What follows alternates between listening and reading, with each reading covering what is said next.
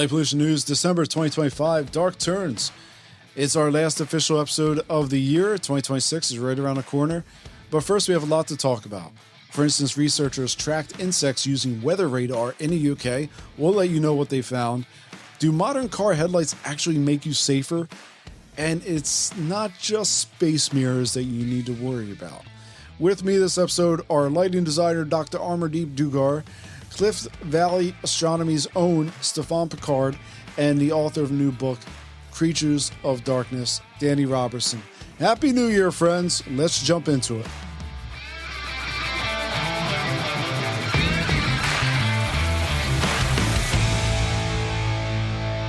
Welcome to Light Pollution News. I'm your host, Bill McGeaney. We do this show twice a month, discussing news around our vanishing nighttime environment. I'd like to welcome any new listeners with us today. Thank you for tuning in. As a reminder, you can find everything discussed on today's show by heading over to lightpollutionnews.com. We have individual episode pages where you can see all of these show links. There's many links in the show walk along, which is kind of like the show script. And then we also have a summary section, which wraps everything up for you. So if you are quickly looking to see some of the details we talked about, you can definitely check out the show page. And that's for every show. We also have an ecology page, which shows actually lists all of the ecology news that we have come across in the show. As a reminder, Light Pollution News is a listener-supported show. So if you're interested in learning more about supporting the show or about what that means, you can head on over to lightpollutionnews.com and click the support the show link. You guys definitely make up for about 3/4 of our expenses at the moment. So thank you very much. Thank you for everything in 2025.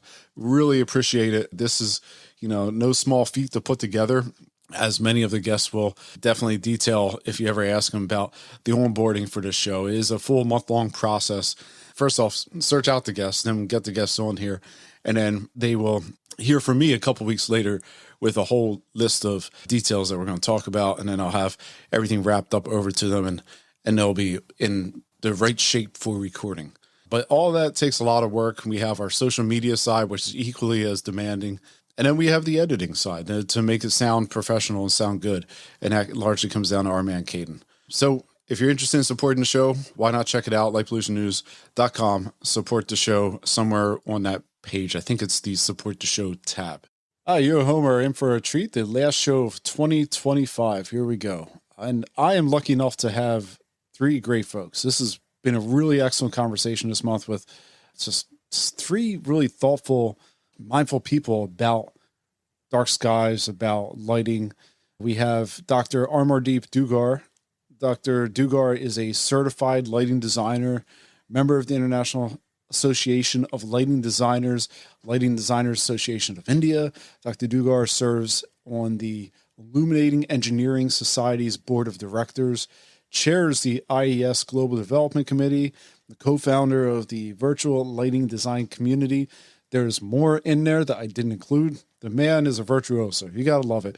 Amardeep, welcome back to the show. Hi, everyone. Good to be on this show. Thank you for having me here. Our second guest is also passionate about the opposite end of the world. While Amardeep, you love good lighting, and Stéphane Picard is trying to make things a little more natural up in the Great White North. And you're the small business owner of Cliff Valley Astronomy. You're working to build this dark sky corridor up in New Brunswick. Cliff Valley Astronomy. Why don't you tell me a little bit about this? This is astrotourism. Yeah, why don't you tell me a little bit about where it started, when it started?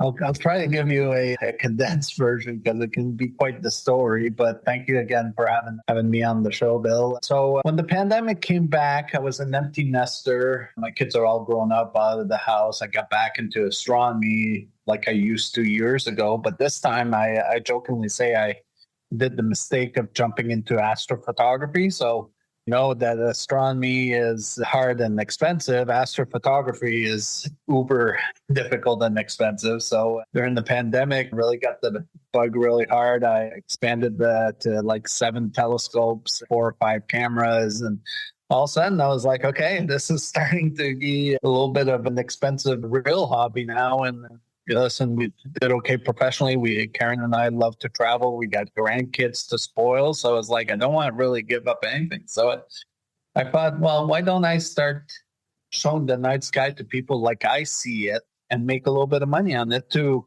originally fund my passion for the next level of astrophotography, which I had built, would be about $15,000 to $20,000. Just to inject real fast, the old joke was that, you get your kids in astronomy because they won't have money for drugs. That's one thing, yeah, for sure. And then they'll be addicted to something good.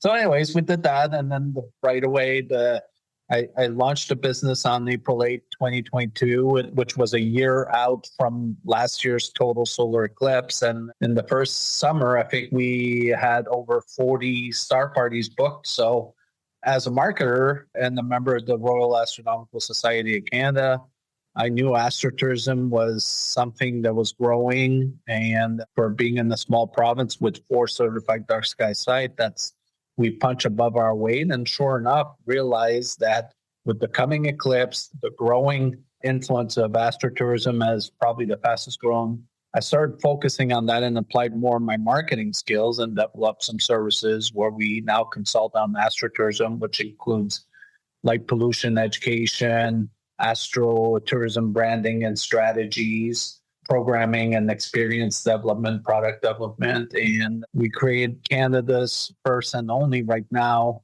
astro lodging network, which is similar, I would call it, to like an astro Airbnb. And we started with 4 partners in the first year. Then last year we finished with 30, and now we're over 60. I'm curious about that, Stéphane. I apologize for cutting you off there.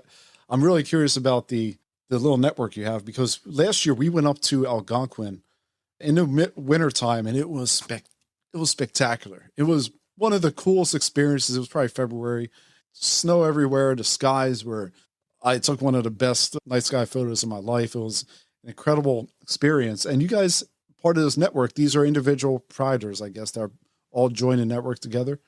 Yeah. So in my pitch, and from a business marketing standpoint and promoting the astro lodging, is the vast majority are in rural areas. So this creates a little bit of an equalizer from a tourism standpoint, where the trend has been for a couple decades now. You travel to a large urban center and you take side trips to rural areas. So the rural areas are seeing a little bit of an economic impact. But if they were converted to stay overnight in the rural areas because of an astrotourism experience or a dark sky experience, then the multiplier effect is quite significant, anywhere from 3 to 4.5 times per single night that each time people are staying over. So tourism boards, tourism operators are seeing that. So I primarily went out. Yes, rural areas have a handful of maybe operators, but when you start expanding to 1 province, 2 province, or a region, or even now starting across Canada, the number of rural operators is quite significant. So there's strength in number. I don't want to call it a co-op, but we were filling what we thought there was a gap in the market and promoting these operators in rural coastal areas, where now we're trying to help them draw more people and stay overnight. So if they're winning, their community benefits, because these are the businesses that are hiring people in the community. They're the ones that are buying the soccer team uniforms for the kids and those types of things. So there's, being on the East Coast, the saying of when the tide rises, it rises for not only big ships, but small ships too. So there's a definite economic impact. And that's why I think our innovative approach has made it really popular with the industry for the operators to come on board. Listen, 99.9% of operators are not astronomers, right? They look at this as like a little bit of a sea urchin. It's difficult, it's technical and all that. So what we've done is we've broken the barriers. We ask our partners to just offer at least binoculars to their guests, and we'll provide them the information that they give to their guests. So the onus is on their guests to do their own stargazing experience. Because in the summer, sadly, because where we're at in Canada, our tourism season is 4 to 5 months long. And sadly, it's the longest days of the year. And the June, early July, it's not dark enough till 11 o'clock at night to stargaze. So these guys run the business. They're servicing clients throughout the day. They're doing fun stuff with them daytime, whether it's providing kayaks or organizing hikes and all that. They don't have an 24-hour day ability to stay up and service clients. So they love our system. They love that we help them position themselves. And that's how I think we're seeing some success, that innovative service that we're doing. That's really cool. And I mentioned Algonquin because I noticed that one of the places is right outside Algonquin, I think on the Whitney side. Yes. So I was hired actually back in August to go do a technical visit for 4 days there. And I picked up 2 dark sky destination partners in my visit. Oh, there you Plus go. working with a couple of their tourism board on developing astrodourism. It's a beautiful, who would think, right? Portal 1, 2.5 hours north of Toronto. Yeah, it's we had such a great experience up there. And the thing I also like about, I like Canada a lot. Been up there plenty of times, been up there to see you guys, usually for fun stuff. It's never been work. So maybe that's why I like Canada.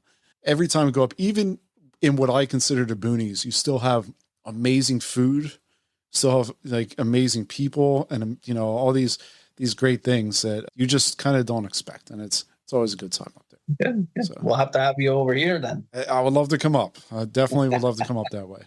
Today, our third guest is Dani Robertson, and she's back with a new book, Creatures of Darkness.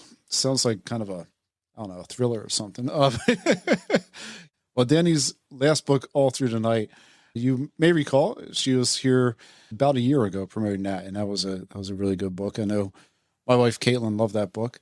But here we have Dani talking about Creatures of Darkness. So, Dani, why don't you tell us about this new book that is available in Europe, but won't be available in North America for quite some time?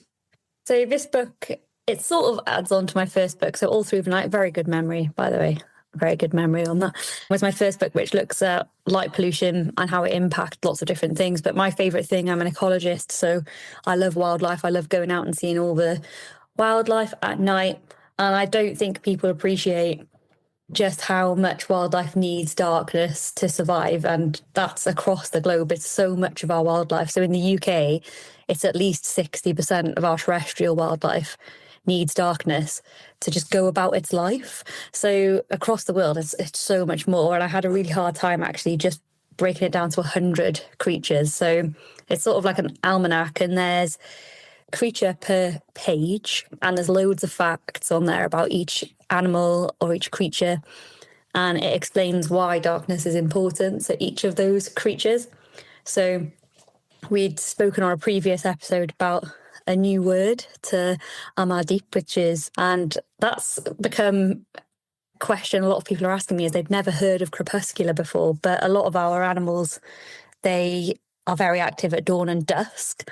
And it would turn out that a lot of those animals are actually really active at night. But because humans and ecologists don't really fancy being out at night all night, there's been this huge part of the world of animals that we've just been missing out on, because we can't see in the dark that well, so we miss this whole world that's going on for our wildlife. And 2, most people want to go to bed. Nobody wants to be hanging around, but people like us in the middle of the night.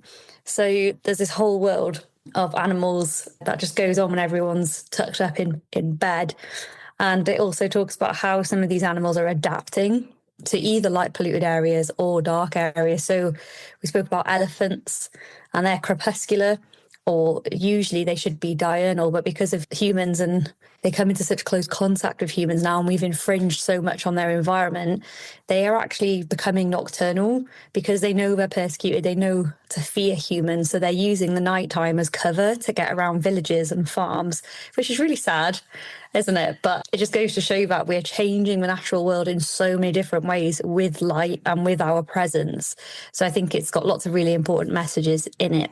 Well, I look forward to having that book. I'll probably pick it up whenever I can actually get it. I think it's March. Yes. March.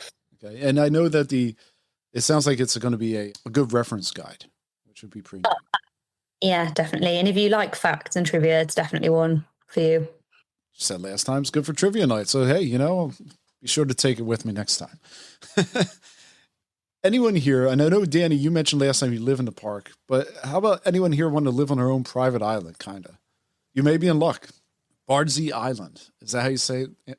Dani, you can correct me the whole way through. You know what, Dani, you'll love this. One of the last shows I did, I said Leicestershire, and then one of my English friends looked at me with the cringe horror like I murdered her cat.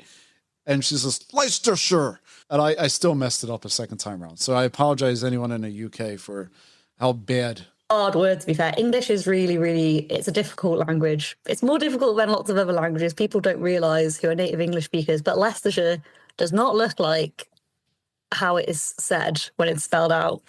So don't feel too bad. Okay. All right. Well, thank you. Thank you for that. But Bardsey Island is offering the opportunity of a lifetime. And what's going on, Bardsey Island sits off of the coast of North Wales, adjacent to and you'll have to help me here, Danny, is it Lynn? Llyn Peninsula, and I'm really sorry, Bardsey Island as well, that's its English name. It's Ynys Enlli in Welsh. There's a reason I stayed away from the Welsh names, because I need you to say it for me. So how do I say this name? What is... The island is Ynys Enlli. So Ynys is island, Enlli means it within the tides, so it's got very strong tides around it. But Bardsey is what it gets called in English, and then it's just off the Llyn Peninsula. Okay, that's a lot there. Well, if you're living on the island, you'll help care for the 200 sheep and the 25 Welsh black cattle are residents on the island, and you'll meet about 30,000 Manx shearwater that call the island home as well. So as one of the perks of living there, you'll be under a true star-spangled sky, as the island was Dark Sky International's first dark sky sanctuary in Europe.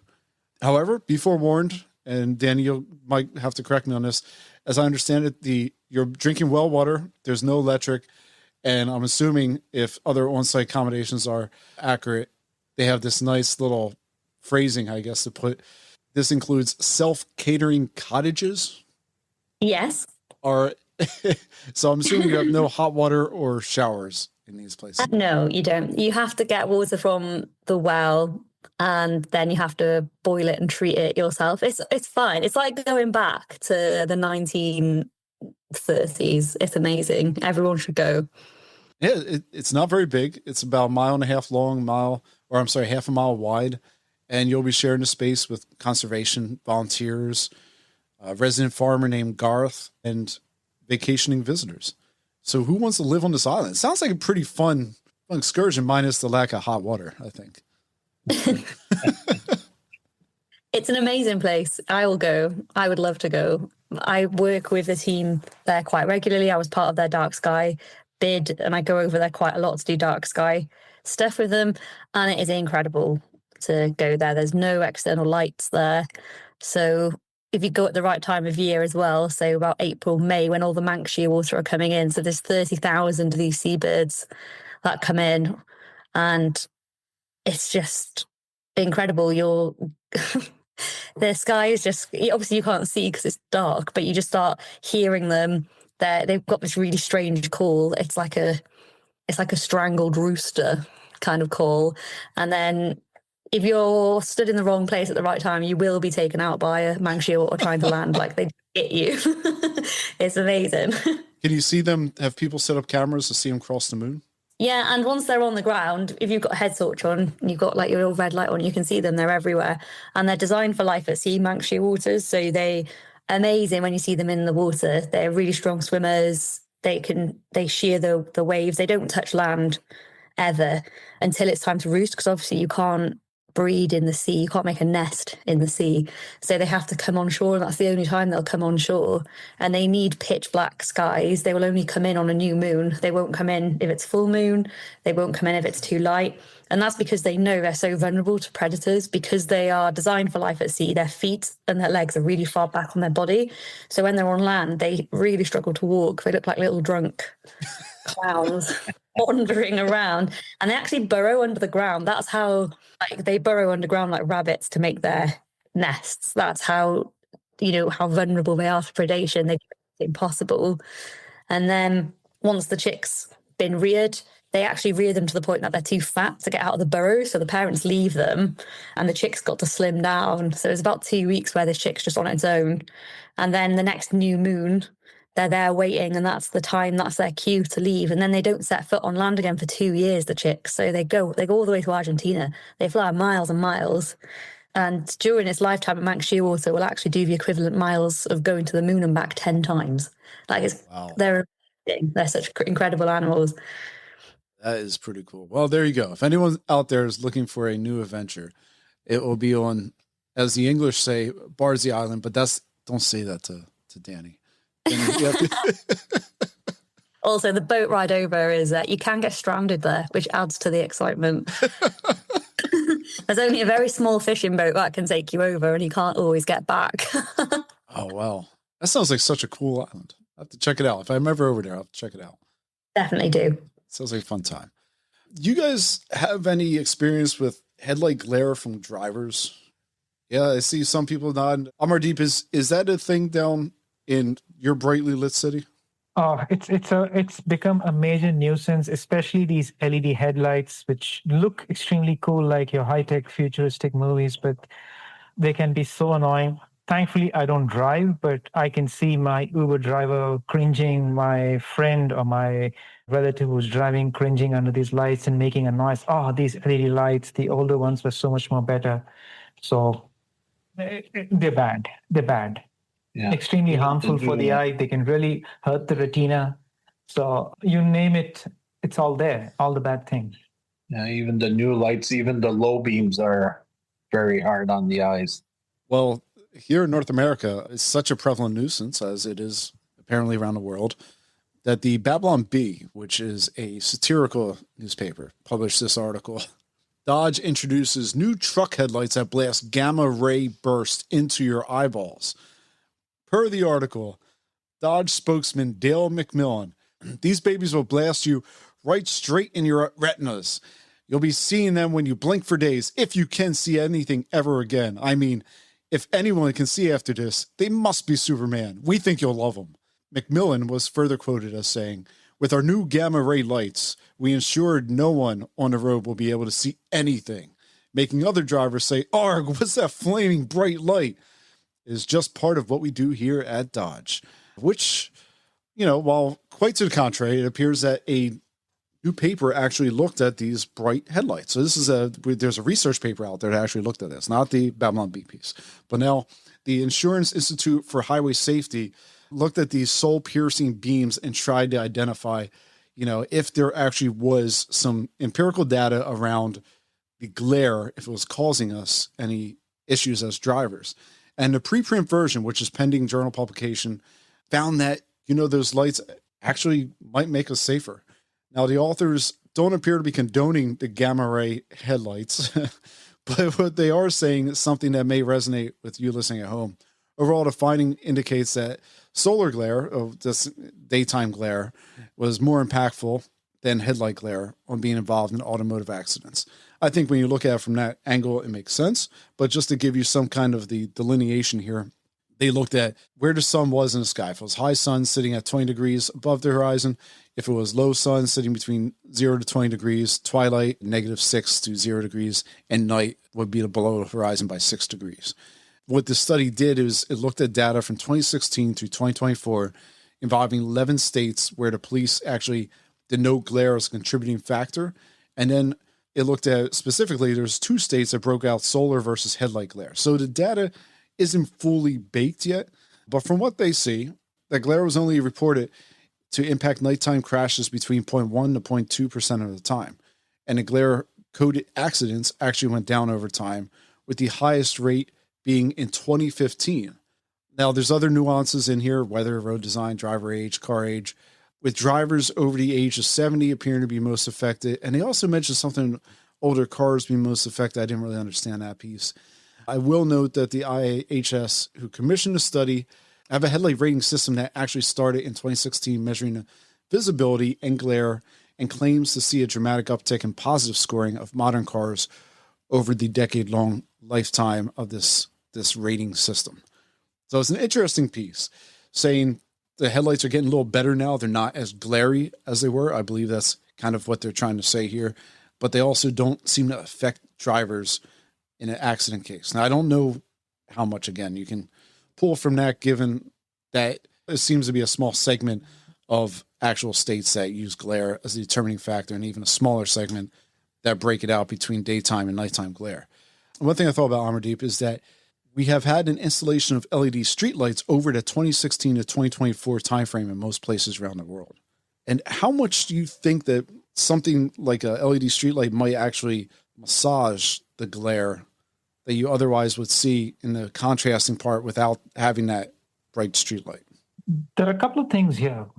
Glare itself has not been scientifically defined at this point of time. Now, as part of the Illuminating Engineering Society, I've been looking at standards, and there's not a, okay, we know there's something called discomfort glare, there's something called disability glare, but exactly what is it that is glare is something which has not yet been scientifically completely defined. So that's one thing. And LED as a technology came in as a light source, which has a point source. And what they're trying to do with LEDs and street lighting is that they're trying to fit this new technology in older looking street lights and trying to replicate that. So that itself is becoming a cause of problem and glare in a lot of areas. So glare has definitely increased exponentially with the coming in of LEDs and street lighting, because LEDs were not. But these days, thankfully, there are a few scientists, there are a few conscious manufacturers working with the technology, because it's something new. It's not about retrofitting older street lights with LED technologies. It's a completely new and different ball game. So glare has increased, light pollution has actually gone up with these LED street lights. So it's an alarming thing, because governments are only looking at energy savings, but we need to look at a lot of other parameters with the street lighting. And yes, glare is a major source. And with glare comes in the other problem of light pollution. So it is a problem. It's not good. Do you think overall that the streetlights may actually reduce drivers' issues, though, when it comes to having to deal with some of these bright headlights coming at them? The trouble is, there are a set of studies which says that street lights are kind of a negating effect of the headlights, but there are certain studies that say that street lights themselves are being sources of glare. So I've seen that. I mean, we have some streetlights around here where I have to put the visor down because it's too much. You can't figure out, you visually can't discern what you're doing. Exactly. So there are two schools of studies, but I would say look at glare as a whole. First, as roadway designers, look at the problems caused by glare from street lights, and as automotive designers, look at the glare caused by headlights. One cannot correlate with the other. I think that's a wrong approach, in my humble opinion. I think that makes sense. Well, driving away from automotive stuff here for a minute, I want to go back to something that we discussed on the show a while back, and that was that we have some stuff in space now that is creating some challenges, I think, not just for astronomers, but for us here on Earth. So on the coattails of what we just spoke about here, the Earth apparently is getting darker, but according to the BBC Sky at Night, that's not because the sky is getting darker, it's right, because the planet is absorbing more sunlight than reflecting back out due to global warming, which segues back to a story that we had in the news. And you'll recall about a year and a half ago, talked about this ambitious idea to fuel power plants by using space mirrors. At the time, these satellites were being tested by a balloon where they would actually see the reflectivity, and they had light pollution estimates of like an equivalent of some construction going on. It's a year later. I'm still not sure what a light pollution equivalent, what this even means, the determinate means of some construction going on. That's that's what was quoted as being a light pollution impact for areas from these solar panel satellites that would be essentially directing light down to Earth for a solar plant. In 2024, they were looking to introduce 30 additional minutes of sunshine by using 57 satellites. In case you missed it, those are episodes June 2024, Crap Lighting, and I'll also recommend you go back and listen to September 2024 episode, What is Safe, whereby we kind of dive into the history of what these ideas were. It's not the first company to come up with an idea of using reflection in space to direct light down to the Earth. Well, what a difference a year makes, right? This plan has been revised a bit up to 4,000 satellites from the original 57. And the size of these bad boys is around 2/3 of an American football field at 625 kilometers above the Earth. Charles Rotter wrote up an opinion piece of true art on a climate change website podcast, What's Up With That, which I highly recommend you take in this read. It's a pretty enjoyable one. Rotter compares this plan to being a mix between a James Bond villain's dream with Silicon Valley marketing. He claims that Reflect Orbital is suffering from Silicon Valley space syndrome, a belief that Rotter defines as physical constraints overcome through unique branding and sizable venture capital funding. So what Reflect Orbital's idea is this plan even plausible? Is Reflect Orbital's idea even plausible? Well, that depends on who you ask. Reflect Orbital received $1.25 million in small business innovation research contract from the Air Force this past June. Reflect Orbital initially raised $6.5 million in their September 2024 seed round, and they garnered another $20 million from Series A round back in May of this year. If you ask Rotter, he estimates that the light intensity of one of these satellites will only garner 0.0 watts per square meter of energy, or as he puts it, twice as bright as the full moon. According to Michael Brown and Matthew Kenworthy, it will take 3,000 of these satellites concentrated in one area to simply attain 20% of the midday sun. Rotter goes on to say a system like this would need over 1,000 handoffs per hour. Handoff is the metric used to describe the frequency of connection swaps between satellites. And then Rotter also points to needing a 9-kilometer mirror to obtain the desired goal, further pointing to the preposterous economics at play, much like with founder Ben Nowak's previous employer, Starlink. But the biggest damning piece comes from the irony of this being called green energy, for which it fails on multiple fronts. And there's a quote in here by someone who actually commented on this plan by Reflect Orbital. And the quote may ring true to you guys at home. It's like people are hell-bent on destroying the night sky. And Reflect Orbital isn't new. The idea is kind of getting out there more. Stéphane, do you feel like people are hell-bent on destroying the night sky? Do you think that's what's going on here? Well, for me, I don't need more stuff in the sky.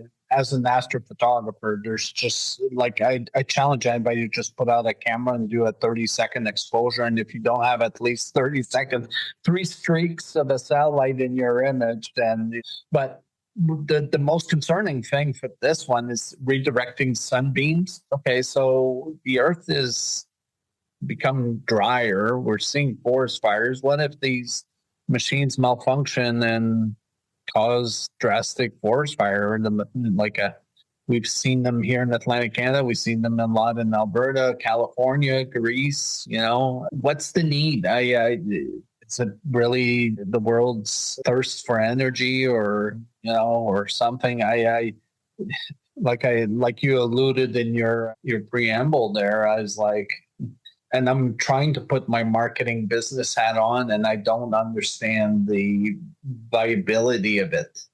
Yeah, there's definitely questions with it being how you could actually implement it, right? Doesn't make sense. No. Well, let's not stop there. Let's keep sipping this Silicon Valley punch, shall we? Did you hear about this? Space may not just be the purview of dueling satellite internet mega constellations or dystopian mirror satellites. No, there's more. Don't worry. It's a great place to put server farms. Google wants to put data centers for use in AI training into space, utilizing optical links, which has, quote, tremendous potential for scale. These would orbit 400 miles above the Earth's surface, which is about 60 miles higher than Starlink. The advantage for space-based data centers is both cooling and constant solar power, renewable energy. Project Suncatcher plans to launch 2 test satellites by 2027. But Google may be playing from behind. There's a company called StarCloud already on it. Currently, they're testing small satellites. Well, small in terms of the plan laid out by StarCloud. It's only round 1 of these satellites is only the size of a refrigerator. Then they have StarCloud 2 going up, which the size specifications haven't been released yet. But by 2030, they plan to build something akin to the space station. It's a data center with solar panels stretching 2.5 miles across. To put in perspective, the ISS solar panels stretch 240 feet across at the moment.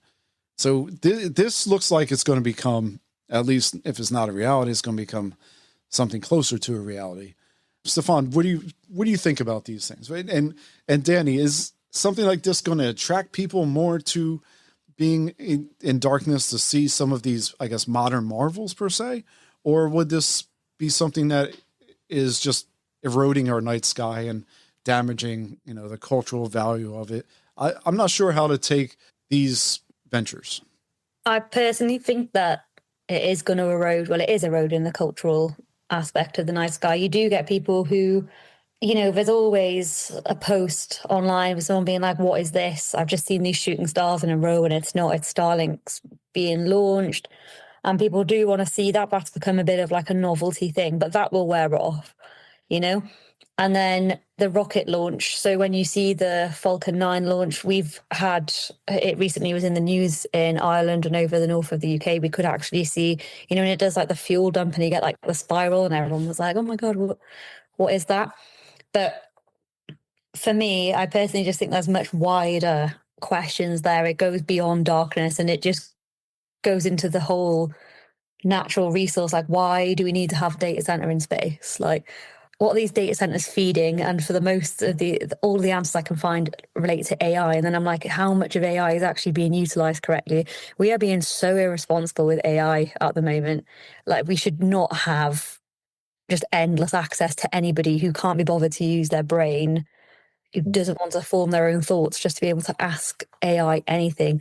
That's such a waste of that resource. That should be reserved for AI doing all the good things that AI potentially can do. Haven't found anything good that AI's managed to do yet, but I'm sure there are ways of it being utilized more positively. But we talk about like climate and like, we don't live on a finite planet. All these rocket launches, all the materials used in these solar panels, they've all got to come from Earth. They're all being extracted. And this is colonialism. Sorry to get like really deep about this, but how many countries have been asked about this? How many countries have been consulted? It's one or two companies in one country that holds all the power.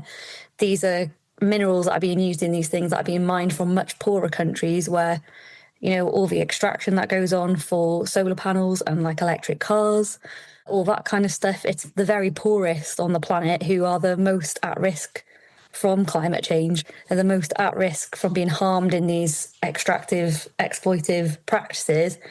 And they're funding what? Just so these mega billionaires can have floating experiments, essentially. It's just so unnecessary, in my opinion. I know there'll be Elon bros out there who'll probably want to come after me for that. It is just colonialism, and I think it's absolutely wild that anybody gives these companies launch permits when it's impacting the entire globe. It's not just a US venture.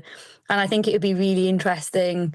Well, it is really interesting when you see Western responses to other countries wanting to do the same thing. So Russia, for example, China, for example, all of a sudden, it's not some forward-thinking futuristic tech. It's a threat. And that's how it's perceived. And I think you've got to be very naive. Why would the military be funding these projects if it's just for energy? It's not just for energy, is it? There's some real dark undertones to all this stuff. And it's we're looking at space warfare. Like, everyone laughed at Trump when he made Space Force, but that's where we're at now. That's the final frontier of battles in the future.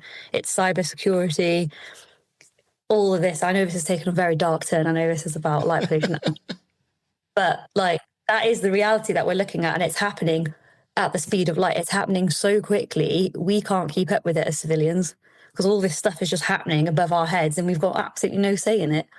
So you're telling me that you don't approve of the AI country music? You don't think that's a good use of? No, I don't. I don't. Just lost me on those two terms. I think she brings up a very good social economic point of view there. For me, my point of view is, again, I got to go back to the Office for Astronomy Development, which I believe is based in France. 10 years ago, said that it was a human right to be able to see the night sky for what it is. And we've got so much crap out there. I've just referred to it that we always have streaks when we do our imaging, or we're always, and it's like, I akin it to, we're going to Yellowstone National Park, one of the most beautiful places, and it's like building a freeway from your vantage point, but all the cars and the tractor trailers are going in front of it, and you got to see the park through that. And have you looked at a swarm of the space debris and satellites that are currently up there? At one point, this was the first time ever they were really concerned of a defunct satellite reentry that could cause genuine harm to wherever it would hit on Earth. How much more can we put out there that, it starts impacting? Yeah, we talk about social, but we're at the point now we're also putting more and more humans in space. At what point is it going to be even safe to predict a window and all that stuff to safely get them to the moon or further up in space?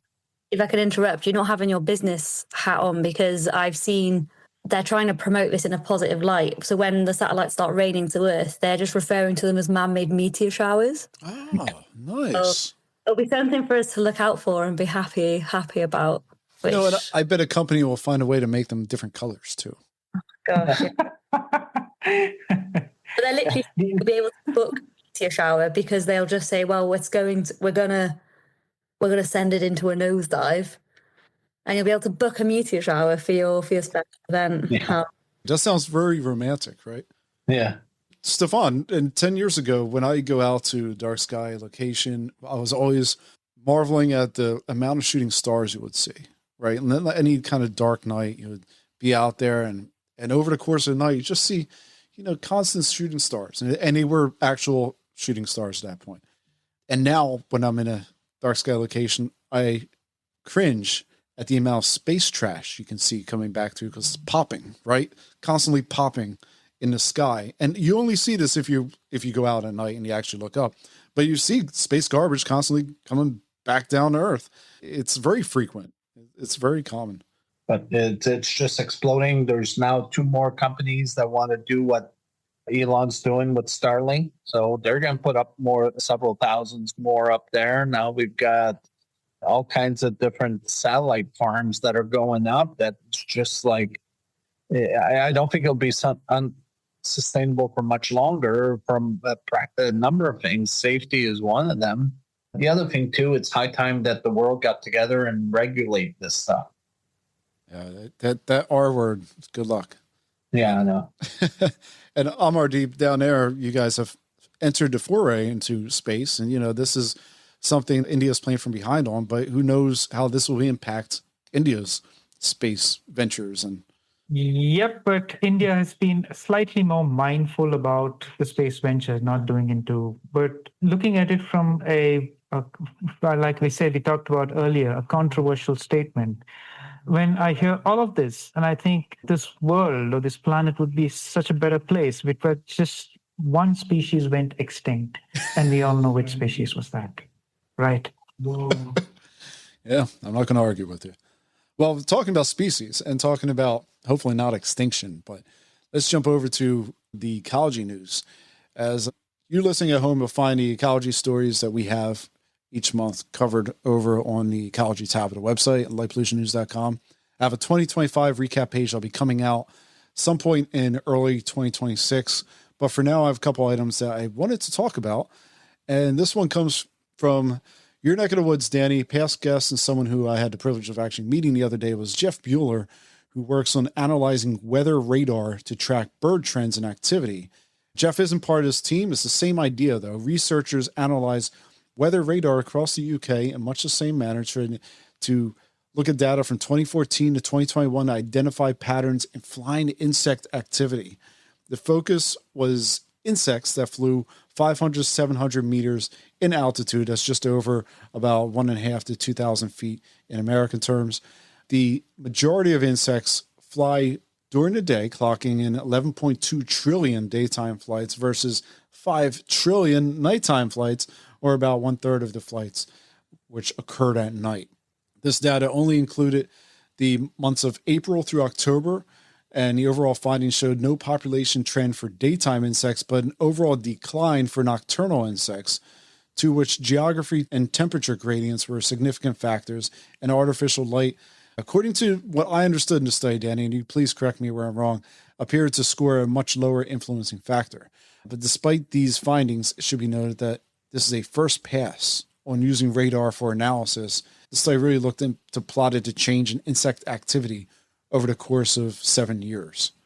I think it's an amazing study, and I've been trying to find somebody who used radar in the UK for quite a few years, because I've seen in America, the States and Canada, where you have a lot of Doppler radar and you have birdcast. So it's become, which I think is amazing. So lighting's a really big issue. Artificial light at night is a really big issue for migratory birds. And I've noticed your weathercasters. So like on social media, they've got these birdcasts. So they've got the radar and they can show when the birds are going to be migrating at night. So they've got, like on one of the peak nights, there was nearly 800 million birds in the sky flying across America. And the weathercasters were saying, this is where the birds are. This is where they're going to be flying to. Please turn your lights out and help. And I was like, that's so amazing. That's so cool. Someone must be doing this across Europe, across the UK. So I've been trying to find a way to access that data. And I tried the Met Office, which is our weather office. I tried the military. The military were like, well, obviously not going to let you use our radars for that, which I think is quite mean. And, airfields. So when I saw the paper, I did actually reach out to Jeff as well. And I was like, this is amazing. Is there a way that we can use this data? Because again, I just think in that first instance, it's about explaining to people just what is happening at night. Like, we don't know the stuff that's happening at night. If you go out with like a thermal scope and you can look out, it sounds to you like there's nothing going on, and it looks like nothing's going on. But if you use a thermal telescope, it picks up the heat signature, and all of a sudden you can see all this wildlife, and there's birds flying around, there's bats flying around, and there's insects. And people don't tend to like insects. People demonize insects quite a lot, but they are so vital to life on this planet. They are our building blocks. They pollinate. They do such important work for us. And without insects, there's no life on this planet. We will have the extinction event. We owe so much to them, and we treat them terribly. We spray them with pesticides. We swat them away. We kill them when they come inside the house. And light, it's been found, is one of the biggest drivers of insect declines. So I've been speaking to Jeff, and I'm really hopeful that we can find some way to look at this data and try and correlate it with light pollution maps and see where these losses are happening, and see if that's showing in his evidence, which it's very early stages. I'd be really excited if we can do something like that. Oh, that would be incredible. This is a great nascent area of research. This is great. Yeah, I think it's very unusual in ecology and a lot of science, actually. Science has been a burgeoning subject for hundreds of years. So to get something that's relatively new to science in a field is really, really exciting, and to be able to access those scientists. So to be able to say, read a paper online and get a link to their email and be like, hello, I've read your paper. That's amazing. That's a really good use of, the internet, and being able to, use the social networks that we have today. So we couldn't have done that 50 years ago. You'd have to write letters, or you probably wouldn't have even had access to these papers. So it is amazing to think that we live at a time where we can have these information exchanges so quickly, and the data can be shown so brilliantly. So the birdcast data, the maps that they put up with the heat maps, they're absolutely stunning. The data is so beautiful. I recommend anyone go and watch them. They're quite hypnotic, actually. It's very simplistic. Yeah, it is, isn't it? And it's amazing, and it just gets it over to people. And when I show them those maps, they're like, what, there was 800 million birds flying? And I was like, yeah. And they were like, I didn't even think there was that many birds in existence. So, it opens people's eyes up to it, and it's just a really accessible way to do it. And you'll see, this isn't always the case. You do get backlash for things like this, but you'll see a lot of people, I shouldn't say a lot of people, but there's some people out there, there's a group of people out there that pay attention to these birdcasts, and they actually do turn down the lights or turn off the lights when these fly over, when these mass events happen. So it does have an effect. It is changing behavior. And you've got some really good organizations, like you've got Audubon in the US, and you've got FLAP in Canada, and they look at the big hotspots for bird collision. So it's like Toronto in Canada, where you've got the big skyscrapers and things. So these charities, I think they just do amazing work in raising that awareness with people. Yeah, no, that's great. I agree. We have lights out and whatnot, and hopefully this insect radar can really help define how we understand the movement of insects, and maybe it will cast some more important information on how artificial light actually impacts them. We'll see. One of the things, we'll stay in the insect sphere. Artificial light has been seen to affect earthworms. This came out in the Journal of Applied Ecology. According to the study, the UK has seen 1/3 of their earthworms population disappear over the past 25 years. Researchers noted that no one has tested the rise in artificial lights as a potential driver of the die-off, for which apparently earthworms are highly sensitive to light. They looked at 26 streetlights, which stayed lit for 9 years, sampling soil from directly under the lights to areas which were deemed dim but adjacent to the lights. For your home, bright light simply means, in this case, 6.86 lux, while ones designated as dim average just under 1 lux. They found that on the whole, bluer light reduced biomass and earthworm abundance. An interesting twist, though, is this study selected 3 earthworm types.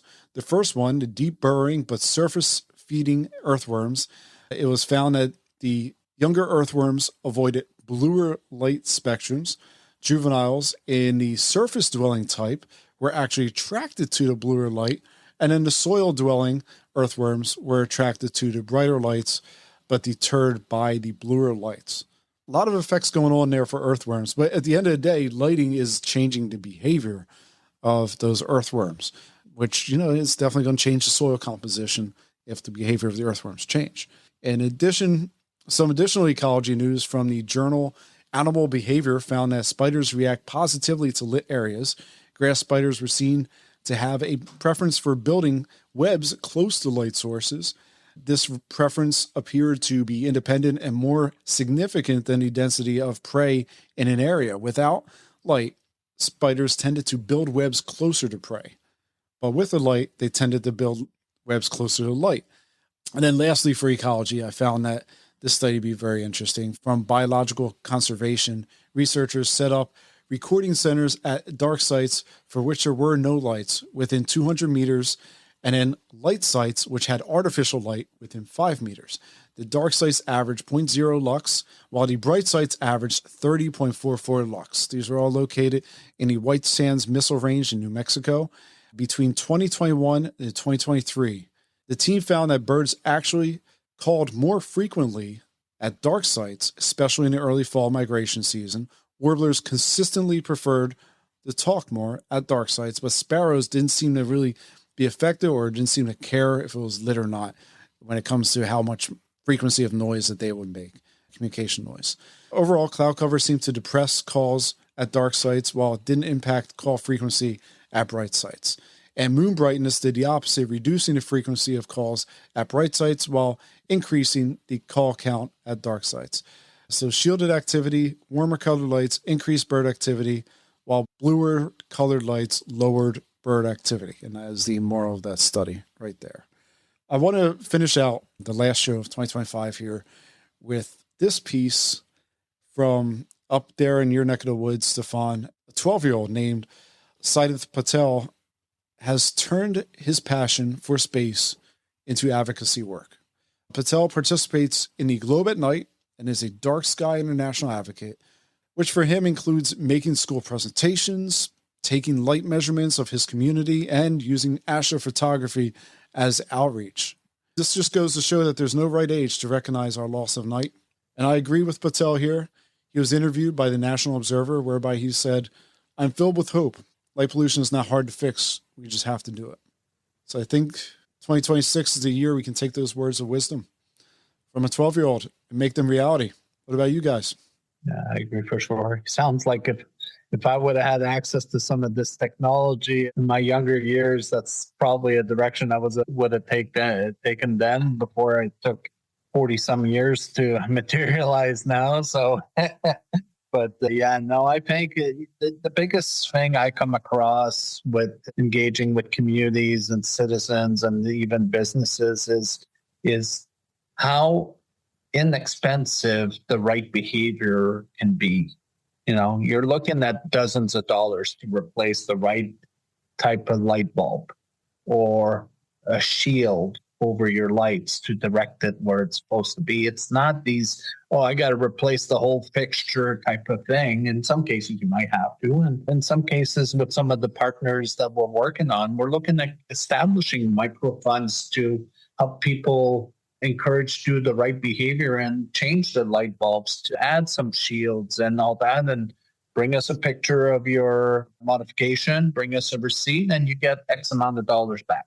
So again, it's one of those things where in the areas we're looking at ordinances or / bylaws where people might be resistant on, they're telling me to do something else and so forth. Now we're trying to encourage the correct behavior along with the education and outreach. Okay.